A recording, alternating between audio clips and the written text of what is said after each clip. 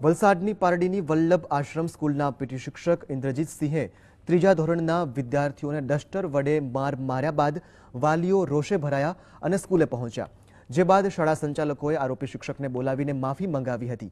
તો આ ચકચારી ઘટના બાદ શિક્ષણ અધિકારી પણ પહોંચ્યા હતા અને શિક્ષણ અધિકારીએ યોગ્ય પગલાં લેવાશે તેની હૈયાધારણા વાલીઓને આપી હતી, પરંતુ વાલીઓએ આ શિક્ષકને કાલપટ્ટી જ કરાય તેવી માંગ ઉગ્ર બનાવતા સ્કૂલ તંત્ર આરોપી શિક્ષકની ગમે તે રકાલપટ્ટી કરી શકે છે।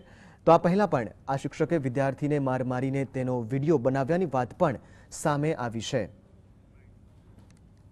આ શિક્ષક છેલ્લા 2-3 વર્ષથી વિવાદમાં છે। દર વખતે એવી લેંગ્વેજ વાપરે છે કે માरूंगा તો इतना मारूंगा હોસ્પિટલ જાને કે લાયક નહીં રખूंगा।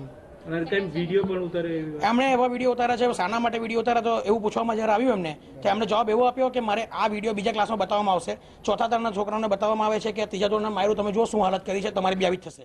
એવું કહેતા ભાઈ તમે એપ્લિકેશન આપો। મેં સ્પષ્ટ કીધું કે એપ્લિકેશનની કોઈ જરૂર નથી, એને પેપરમાં આપ્યું છે અને પોતે સ્વીકારીને લખીને આપ્યું। મારે મેનેજમેન્ટ ટર્મિનેટ કરી દે તાત્કાલિક। વિડીયોની વાત આવે છે, એણે વિડીયો લીધો તો સર એ સંદર્ભે શું વિડીયો લીધા તો એને કીધું કે એને બોલાવીને જે પણ વિડીયો એ કઢાઈ નાખશો। મેં तो पेरेंट आए तो उनके सामने एक ही बात हमने कही है कि भाई आपका रिटर्न अगर कंप्लेन आ जाता है तो अकॉर्डिंगली हम एक्शन लेंगे, लेकिन क्योंकि पेपर में आ गया और पेरेंट का ऑलरेडी जो कंप्लेन है वो जेन्युइन है, उसको देखते हुए मैनेजमेंट डिसिप्लिनरी एक्शन लेगा। उसमें जो भी कार्रवाई बनती है, चाहे उनका सस्पेंशन हो चाहे उनका टर्मिनेशन हो, अकॉर्डिंग